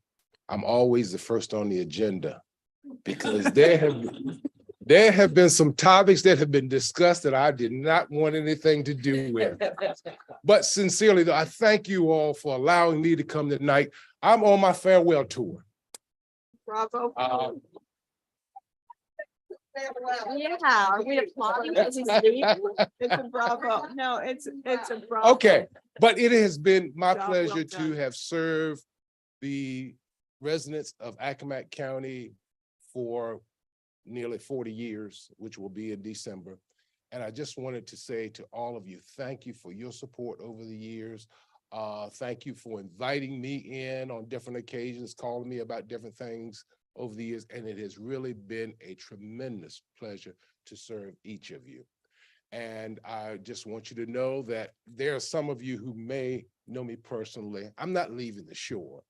So if there's a need for you to give me a call, feel free to do so. As I plan to depart right this minute, I do want to share with you, introduce you to my driver for the evening. I don't want to violate any policies about campaigning, but my driver happens to be my son. And he happens to be seeking my position in next election. But I thank you all so much for this opportunity this evening, and may things work out well for you. It's good, sincerely, it's good to hear the bantering because everyone has an opinion. Everybody's got an opinion, and everybody needs a place to voice that opinion. I thank you all again. May God bless and keep each of you. Thank you. Thank you. Thank for you. your service. Yeah.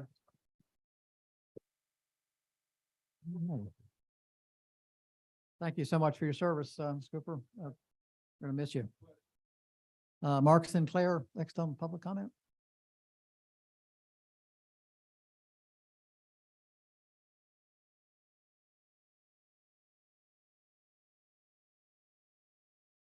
Good evening again. My name is Mark Sinclair. I still live at 19142 Greenway Circle in Hancock. Welcome. I have 4 items to discuss tonight, so let's get the stopwatch going. First, I want to thank you for finally resolving the zoning issue. It's been a long argument. It's been a long fight, and I appreciate all your efforts. As far as guardrails, I would recommend that you talk to the Anacog School and ask them if they can't put limitations on things. And I'm willing to bet you'll find out they're willing to work with you as much as they want to get this project moving forward. Second, I've heard a lot about speed limits in Anacog. You can lower them all you want, but unless you enforce them, things will never change. I can't remember the last time I saw a speed trap in this town. Can you? Oh, yeah. Oh, yeah. Okay. Oh, yeah. How long ago? Weeks. Really?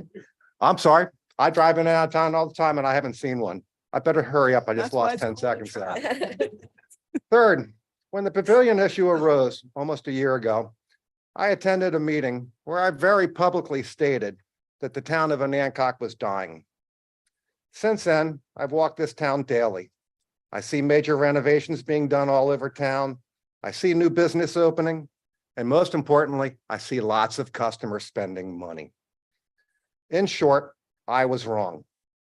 This town has made major strides over the last year. I credit this town council for their effort. I credit the OBCA for theirs. And most importantly, just like Thelma Gillespie, I want to thank the Anacog Main Street for all of their efforts. I have been most impressed with what I've seen. I congratulate you for your efforts. Fourth and finally, I was dismayed by an issue discussed by Mrs. Gillespie. She thanked the town council for the new playground to be built in near her house in the northeast town. She said she looked forward to staying in her section of town and to you not seeing her in yours. And there was actually some laughter when she made that comment. Since she referenced the school's playground, I would like to point out that the FOS raised the funds and built that facility for the enjoyment of all citizens, not just one neighborhood, not just the town, for the whole community. When Mrs. Gillespie's great-grandchildren, I was pretty impressed with that. I thought she said grandchildren until I reviewed it, but great-grandchildren are old enough. I would like to invite her to bring her great-grandchildren to the Anacog School, where I'd love to try and teach them the game of disc golf. This is just one more activity available at the school for all members of the community, brought to you by the courtesy of the Friends of Anacog School. Thank you. Thank you. Janet Rochester, Janet?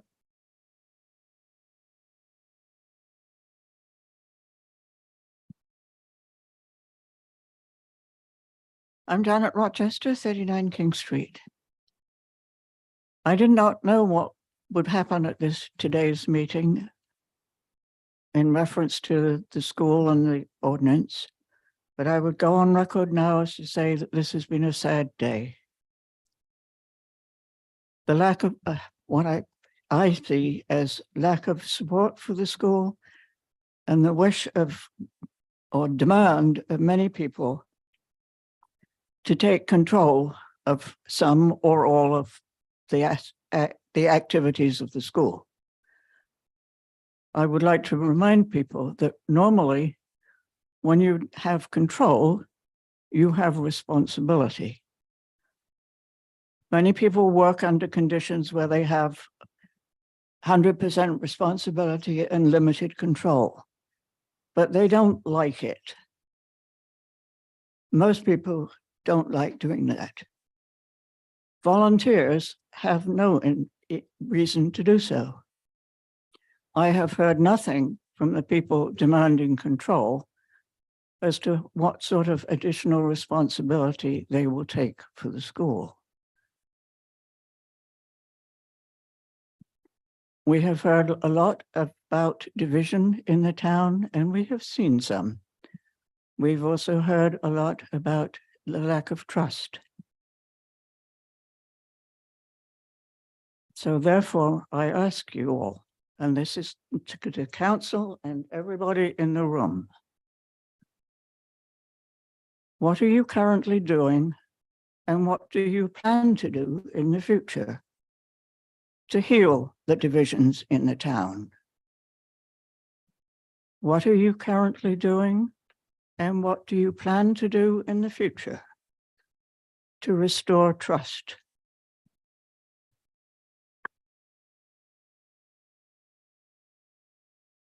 Greg Temple? He left, okay. Lisa Dumfries, are you still here? Murphy, you're, I'm sorry, I couldn't. Greg's G went over here. Hi again, Lisa Murphy. I'll be brief. I think what my clients have wanted and what they've always wanted is for the school to be a good neighbor. And if you come to your neighbor and say, you know what, I'm going to build this thing and maybe I'm going to have a bunch of concerts and it's going to have, loud noise, but trust me, everything will be okay. What these folks are saying is we've invested a lot of money in our homes. It's a beautiful, bucolic environment.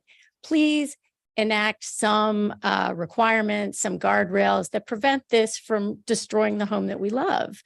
And, it's somewhat ironic, and somebody brought this up, with regard to the short-term rentals, you don't want the state telling you that you can't regulate that use and the impacts of that use. All we're saying, and I don't think this is done, I think this is going to keep going on, but all we're saying is with regard to the use that hasn't really been completely defined yet, to the point of a few council people, let's get an idea of what the use is and then come up with some realistic guidelines for how to prevent that use from impairing public health, safety, and welfare. I mean, that's all these folks care about, is making sure that in the future, they're not blasted out of their homes with music and that there aren't cars parked all over the place and that there aren't security issues. I think those are fair requests. And so that's, I will leave it at that because I think you've probably heard enough from me tonight, but I appreciate your time. Thank you. Greg Feldhausen?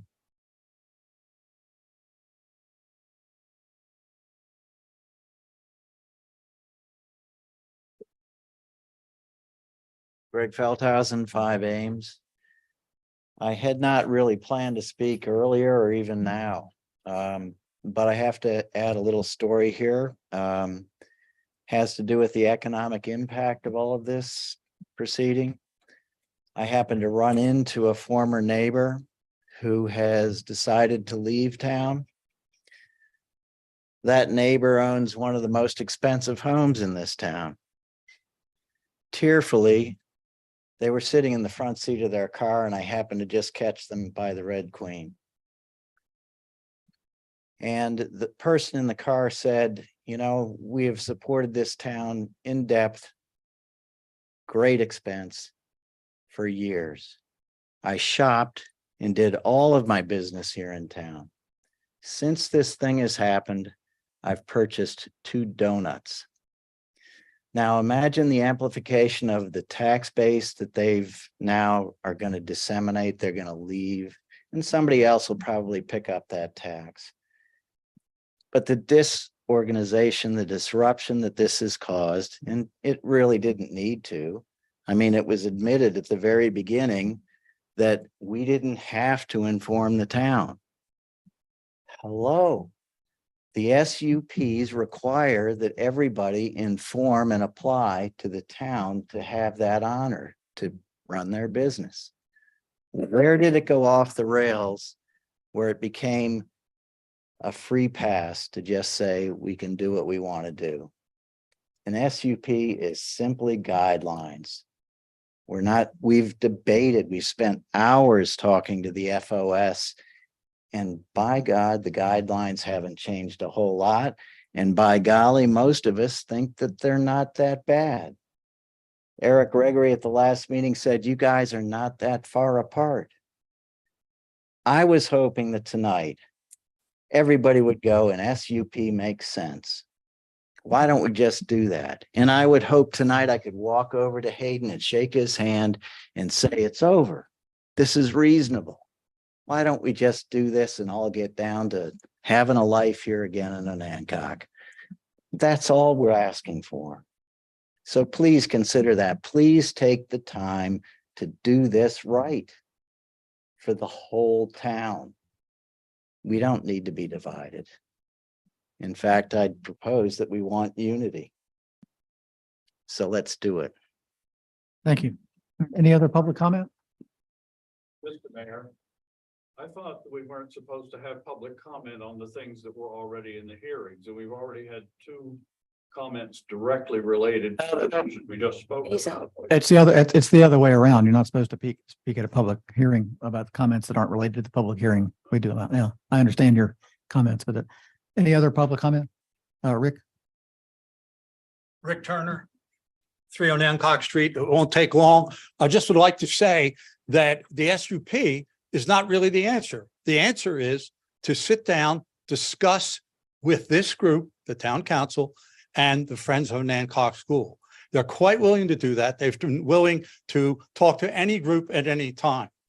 The SUP is not the answer, but a discussion is. And there's plenty of time for that. Everybody is willing to do that. And I know, I respect all of you. I know that if you sit down with the Friends of Hancock School, we can come up with guidelines and guidelines that can be adjusted from time to time. And no one involved with the school has tried to do anything negative or sneaky or inappropriate. They followed what was asked of them. They came here, they asked for, they made a request to be able to build that amphitheater, and it was granted, unanimously granted. Now, to me, the only thing to do is have the two groups meet, spend some time, come up with something viable that everybody can agree to, and please everyone here. And that's the goal. We're not trying to sneak something in, but to do something that'll benefit the town. Thank you. All right. All right, that's no other public comment. No. Carrie Brockmeyer, I'm not a public speaker. I never say anything. But I think that some of what Mr. Feldhausen said would really set a great example for the town. Instead of waiting for a moment to reach out to Hayden and shake his hand, it might form a bridge of us coming together and working forward. If one of you, any of you, took those steps now and we work together to solve it instead of waiting for another day to do that. Thanks. Any other public comment? All right. Mayor's report. No other public. I don't have too much. We have a VML meeting coming up, conference coming up.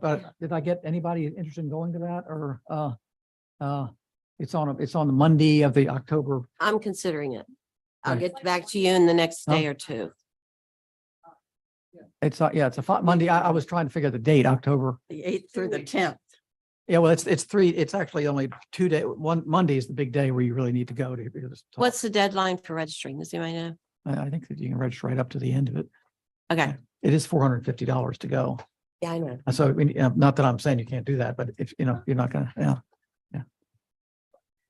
I am wasn't going, real impressed with the agenda. no, is you my- should look at the agenda and see what's I worth it. did Yeah. not think it was that. But Yeah. I may change my mind. All right. I'll let you know in the next day or two. Yeah, I think that there was one comment made that the town was broke when we went to in 2008. The town's never been broke. Just want to clear up that. We didn't have a lot of funds for capital expenditures at the time. The town has been financially ever since sound for years and years and years. Yeah, so I just don't want that to go on the record that we were broke. I think that I'm concerned, about the future direction of, where are we going with this pavilion? And I think it's a good idea to, maybe come up with we've agreed that they're operating under the 2008 ordinance and they're free to continue. There's nothing, if they want, I would hope they would do that. I think some kind of, memorandum to get together with them to come up with some memorandum of understanding between the two of us if the council doesn't not want to put a SUP, and that's up to council to do that. But I don't know where or what our next steps are going to be, wait for, I guess we'll confer with our attorneys again, but that's their plan. All right. All right. Town manager report. I will try to be brief. Last week, if you remember, I spent a few days at the zoning conference down in Virginia Beach. I'll be sending you folks a report on sort of my takeaways and whether it was worth the investment or not. Also, I sent out a manager's minute today. The two things that I think are most important are that we're going to have hydrant flushing this week, Wednesday, Thursday, Friday. So plan your laundry appropriately. And then the second thing is tomorrow and Wednesday, we've got a professional photographer in town to take pictures of, the 7 people up at the front. But more importantly, all of the visitor facing businesses are going to have professional photography so that we'll be able to use it on our website and on our app. So, and the town will have copyright on that. So we'll be able to use those for our own purposes. Run down a few of my projects that are going on. The Jefferson Street project is really looking good. I know it doesn't look good, but it's really coming along well. The 13 new houses that are scheduled to be there will have water and sewer. Probably this week, Garney's down in Nassauwatics, then they'll be back with us the following week. It should take them about 10 days to wrap that up, and the pavers will be right behind it. Branscome's doing the paving. Holly Street, the horrible water, stormwater management that they have there is going to get fixed up. VDOT is coming in to do that in early October. I'm trying to get them scheduled so that their work doesn't disrupt the paving, because they're paving over the top of Holly, so at the intersection. So that's going on. For the time that the paving gets done, the road will be closed. Notice will go out. We've gotten the police department renovation drawings and the Welcome Center renovation drawings. Those are in the hands of the county for their safety check. Once they go back, at that point, I start writing the IFB and we'll get this thing out to bid. So I would expect that to happen in the next week. I've got a bunch of other projects, and I think that's it. You can look at my written report for the rest. Question? Okay, well, I was interested in you becoming certified for the zoning. Yeah, there's 2 levels of certification for a certified zoning official and a certified zoning administrator. I'm going to go for the certified zoning official first. Okay, And they're 2 tiers. So the education portion of that is in early December, and then the exam is in June. okay. There was one other thing. Oh, okay, the EDA, you said the members will draft bylaws and blah, blah, and other opportunities at the EDA, what other opportunities? There are It sounded federal like there grants. was things that you Yeah. already knew. Yeah, there are federal grants for small communities that they can apply for as an EDA that no one else can. Okay, So, I mean, it's one of those things where we'll look at the guidelines, we'll see if it fits for us. And then, they'll make a decision. But I just wanted to point out to them that there are opportunities that they can bring in that no one else can. So as long as they meet who we are, then it's an opportunity worth pursuing. okay, and the other thing was to, on the page 20 at the last, or the next to the last paragraph there, you said something about the purpose of the plan to ensure that drinking water, there's well water being, that's not on our We get our system? drinking water Oh, from wells. Okay, The this town well. was a Yeah, town yes, water you're yes, talking about. Okay, free- that's what free it, wells. and I wrote on here is town, question mark, town wells. Okay, thank you. Yeah, and the drinking water protection program is to protect those wells. So if there's a spill of a chemical somewhere, our wells pick up from the aquifer, but it's not necessarily where the water comes from. Okay. So they're going to be looking at that too. So if it's, up in, near the hospital, for example, we would need to know that so that we can put a protection plan in place for our wells and our water. Okay, thank you. Those are my 3. Couple of questions. On the cameras, it sounds as those are getting settled out. Are they bearing fruit? I would say yes, we've made an arrest because of the cameras. So if that's a good thing, and it involved a shooting. So, I would say that that's a good thing. We've still got the LPRs, which is the license plate readers that are at the point of the town. They work phenomenally well in the daytime, but not so much at night. And that's normally when Crime crimes happens. happen. Mm. So they're bringing us another option for those. And we'll be able to move the cameras that are there to other areas that are problematic, and there are a couple. So all of those things, we're still shuffling the deck. Okay, but it's, But yes, it's bearing fruit. I'd like to put a couple more in next year's budget for, sort of looking at each of the bridges from downtown. But, you'll see that in a few months. okay, and then my other question is a follow-up on the email one about checks for HRSD payments.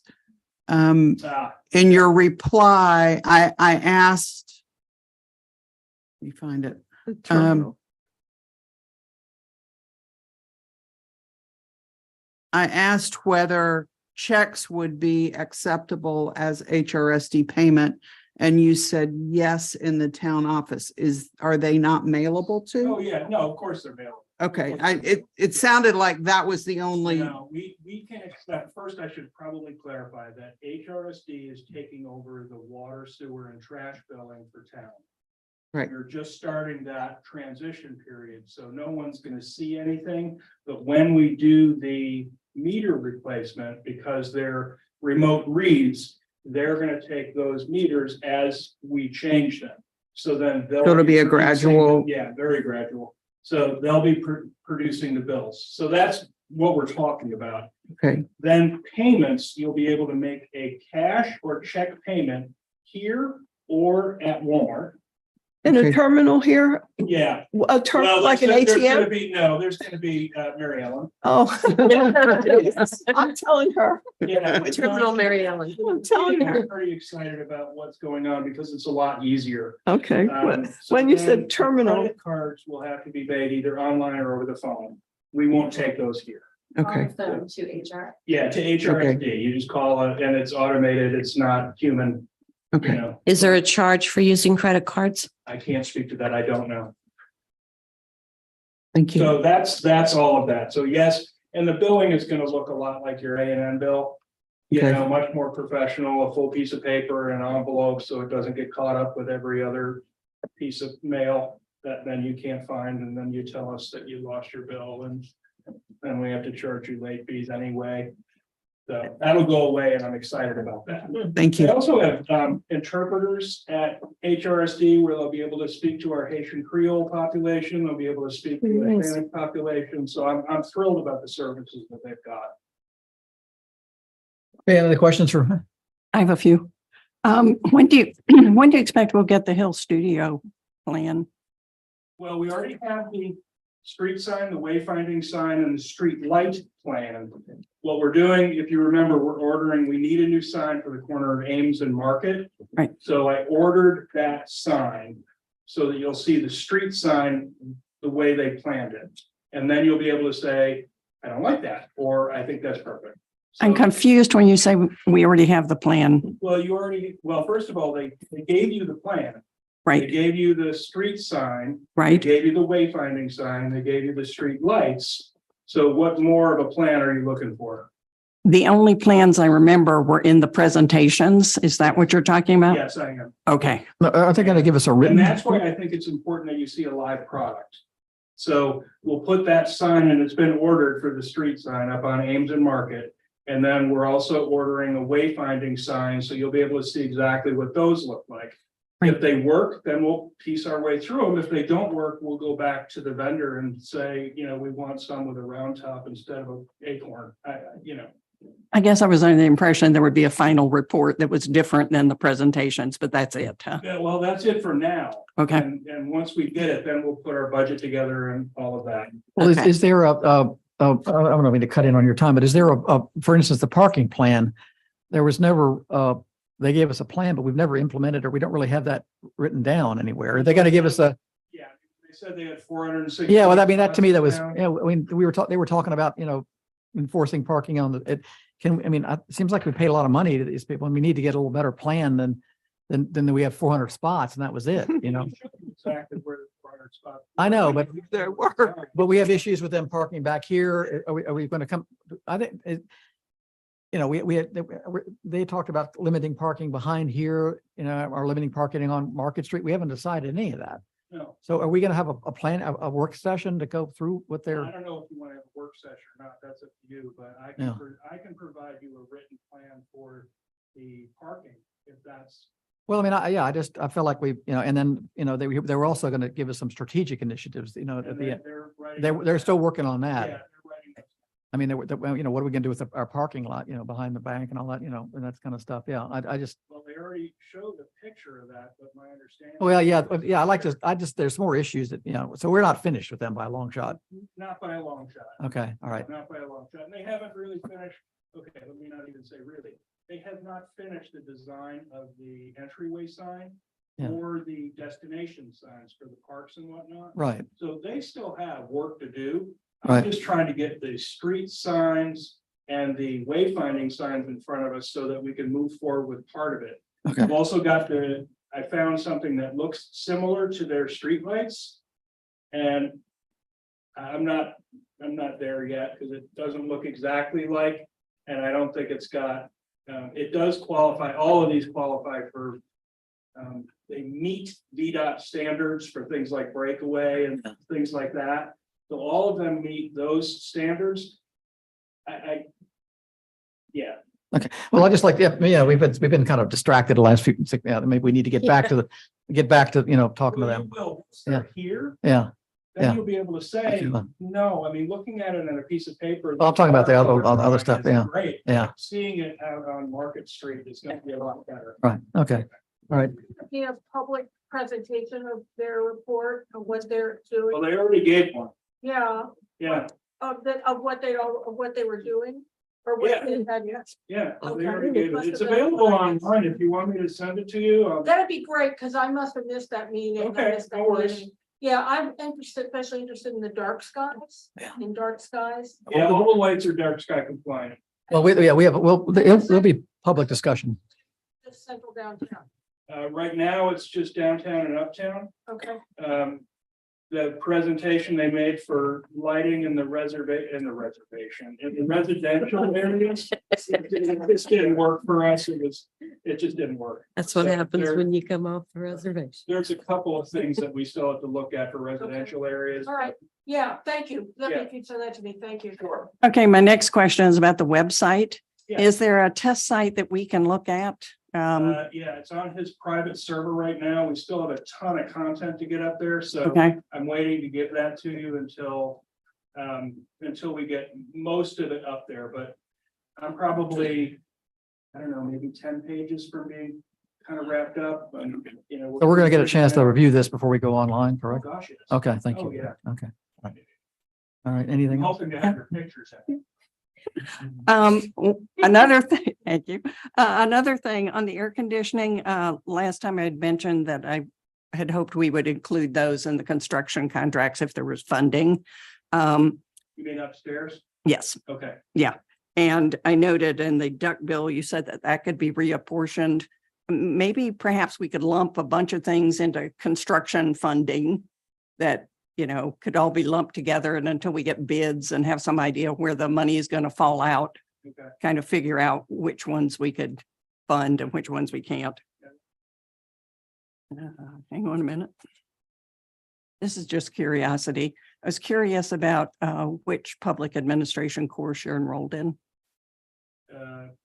Public Administration Management 651, on the purpose of government. Oh, interesting. Whoa. I have a paper due Wednesday. Lucky you. I've got a 97, 98, and a 97 on my first three assignments. You're going to be their star pupil. No, I'm really not. Please share with us the purpose of government. Yeah. Yeah. okay. Anything else? No. Really? Thank you. Town manager comments? Oh, anything about the recent report? Right? Okay. Financial report? Any comments or? No, I think, sorry. Our financial position is doing great. I think the one page that I'm a big fan of, and the only reason for that is because I come from the school where I'm a balance sheet accountant and cash is king. Our cash and reserves without any ARPA funding is up 29% year over year. That's just a phenomenal number. So we're hoping to keep that going so that we can fund some of the initiatives that we're talking about before. With the town plan. With the town plan, I mean, our reserves can take care of a lot of that, but this is going to help us with projects that, we'd like to do starting next year, like washing the water tower, for example, things like that. So. And I've noticed that you rebalance the accounts, reserves are looking great. So. Yeah. Excellent. Looks great. I mean, next, right after we do the audit, we're going to have to increase the utility reserve, but that'll be all right. That'll be all right. Do you think at some point we should consider revising our position on reserves?